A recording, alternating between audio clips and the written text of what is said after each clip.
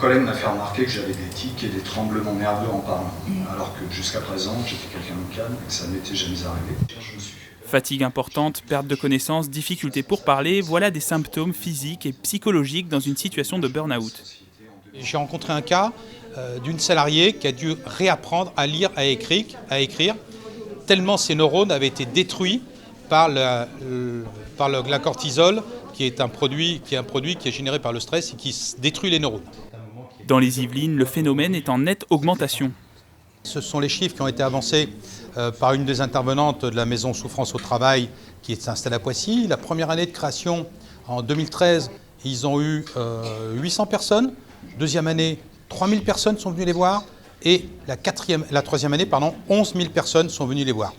À 54 ans, Danielle Lemeunier travaille dans une multinationale. Après une restructuration, elle est contrainte d'occuper le poste de chargée de voyage. Problème, elle n'avait pas les compétences pour cet emploi et a subi une surcharge de travail. Je m'étais dit, tant pis, parce que j'ai pas le choix. Moi, l'entreprise, je l'aime et j'ai envie de donner encore et de prouver que je peux faire encore autre chose de nouveau et ça l'a pas fait.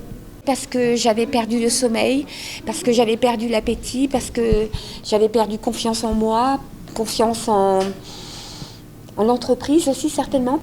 Le burn-out est arrivé parce qu'il y avait cette surcharge de travail, quoi.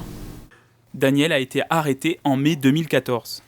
Mon système nerveux a été impacté et abîmé. J'ai un traitement lourd et je sais que je ne vais pas retrouver ma santé, je le sais.